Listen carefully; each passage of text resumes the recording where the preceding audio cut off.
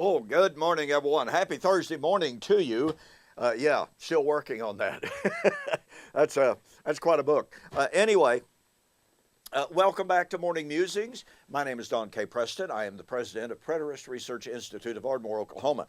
We are looking at and continuing our examination of the Olivet Discourse. The great question: is the Olivet Discourse united about one subject only? That is the fall of Jerusalem, the coming of the Lord, in a, quote, historical coming of the Lord, Jesus coming in the glory of the Father, as he said he was going to come in AD 70, or is it a discussion of two totally disparate, separate, distinct events? Number one, the coming of the Lord in AD 70, and in addition to that, the coming of the Lord at the so-called, and I would say, imaginary end of time.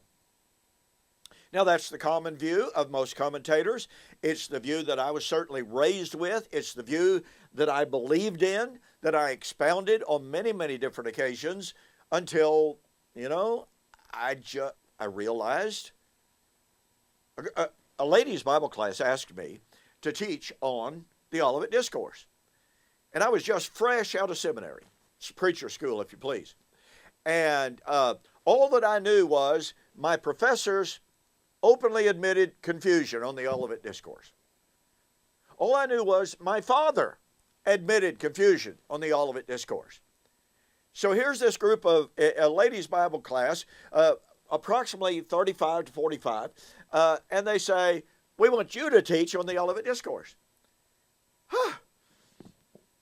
And I told them, I said, "Okay, ladies, look, I will teach the Olivet Discourse, but you have to give me 1 year to prepare." And they were going, "What are you talking about? You're fresh out of seminary.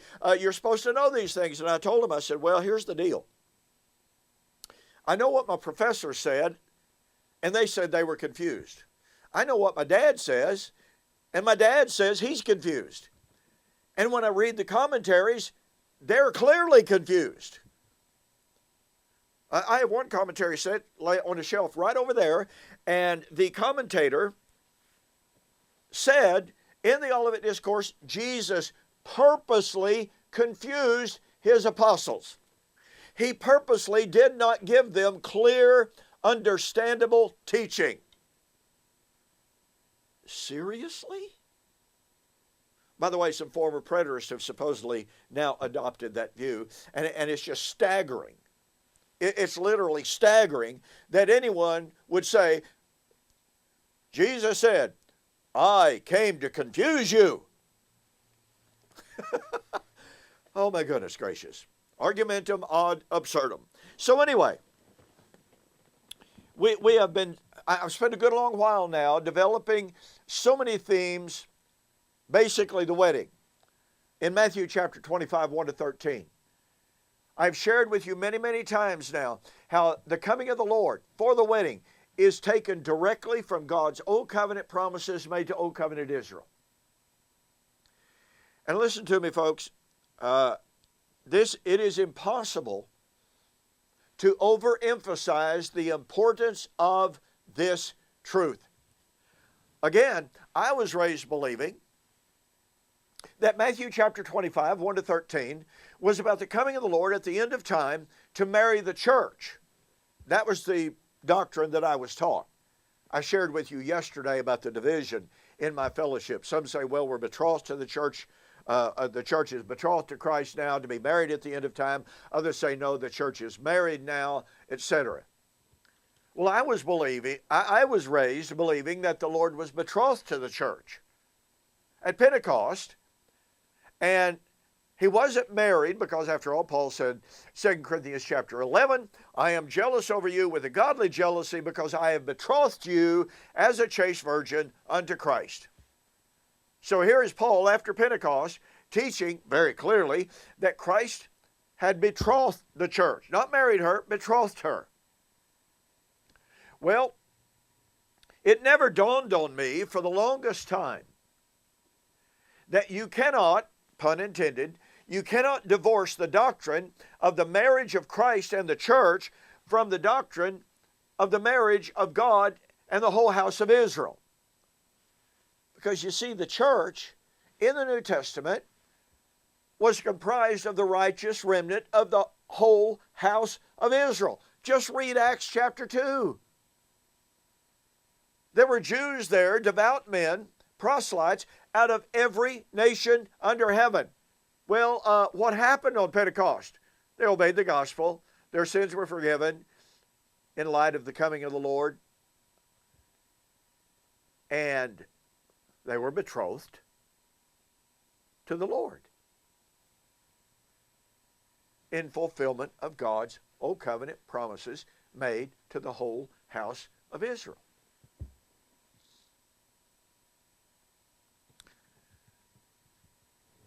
I'll never forget, I was preparing for one of my many formal public debates with an amillennial guy. And I was sitting, reading, studying, and I was looking at Acts chapter 24, 14 to 15, where Paul said, verses 13 to 15, "This I confess to you," this is Paul on trial. Paul on trial. And you need to get a copy of my book, Paul on Trial, Paul, the Pharisees, and the Resurrection. I'll guarantee you it will open your eyes. Anyway, I was looking at Paul in his statement. He said, "This I confess to you," as he's there on trial, "that after the way that they call a sect, so worship I the God of my fathers, believing all things that are written in the law and the prophets, that there is," quite literally, "about to be the resurrection of the dead, of the just, and of the unjust." Now look, like I said, I was raised believing that God was through with the law at the cross. God was through with Israel at the cross.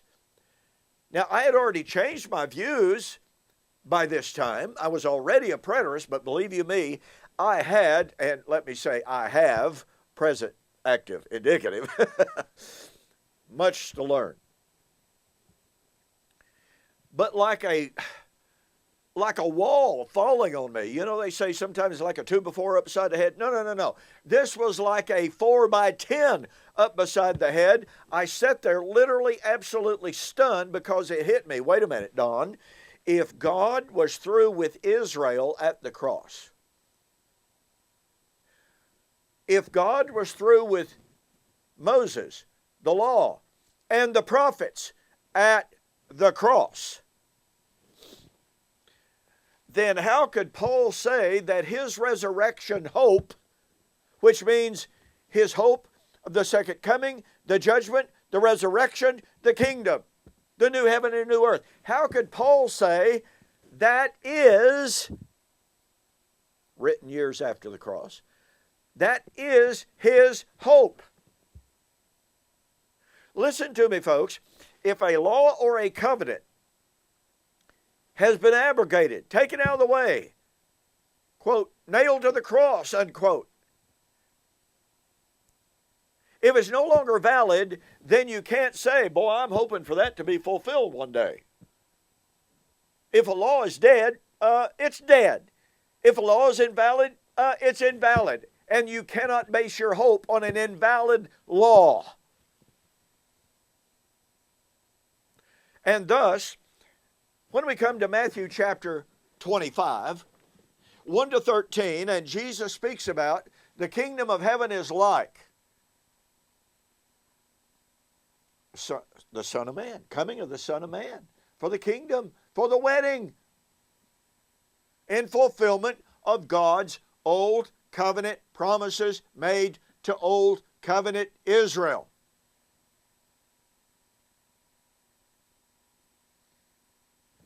So here's what this means. If it's true that Matthew 25, 1 to 13 is about the fulfillment of God's old covenant promises made to old covenant Israel, to remarry the whole house of Israel, and as a consequence to invite any and all nations into the new creation. If it is true that Matthew 25, the coming of the Son of Man, for the remarriage of God and the whole house of Israel, then it must be the case that coming of the Son of Man for the wedding would be at a time when Moses, the law, and the prophets would still be valid, binding, and unfulfilled. I mean, once again, if it's fulfilled, it's over. If it's abrogated, annulled, taken out of the way, then it's no longer applicable and you can't be looking for it. So when, as the amillennial and the postmillennial and the dispensational world, as they all say, you know what? We're still looking for the coming of the Lord for the wedding. Then you are saying, thereby, God's Old Covenant promises made to Old Covenant Israel in Moses, the law, and the prophets is still valid, it's still binding, every jot and every tittle. And that means, after all, what did Jesus say? Do not think that I came to destroy the law or the prophets. I did not come to destroy. This is elliptical, the law and the prophets, but to fulfill the law and the prophets. For verily I say unto you, until heaven and earth passes away, not one jot, not one tittle shall pass from the law until it is all fulfilled. Now wait a minute. What did Paul say? This I confess to you, that after the way that they call a sect, so worship I the God of my fathers, believing all things that are written in the law. The law. That there's about to be the resurrection. Paul was looking for the fulfillment of the law by means of the resurrection. That means until the resurrection was fulfilled at the wedding, the law would or will, if you put Matthew 25, 1 to 13 off in the future, remain valid.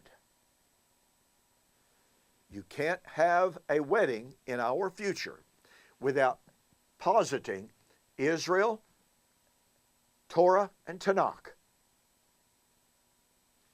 remaining as God's covenant people and remaining as God's covenant. Sorry, doesn't work. Hey, thank you so very, very much for joining me for this morning's Morning Musings. Do not forget. And look, I'm waiting on inventory because, like I said, the response to the March 2021 three-book special has been far more than I expected. So, nonetheless, like I said, we're waiting on inventory. It should be in very, very soon. When it comes, we're going to throw in just, for those of you who are going to have to wait, we're going to throw in a little bit extra bonus for you.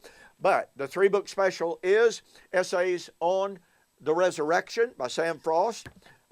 Excellent book. He wrote it when he was thinking clearly. 70 weeks are determined for the resurrection. And my formal public debate with James Jordan a few years ago, formal debate between a true preterist and actually a reformed amillennialist. So if you purchased all three of those books independently and separately, it costs you $58, right at 60. March 2021. U.S. orders only. Three-book special. Total delivered price $35. I'm telling you what, folks, that is a fantastic price.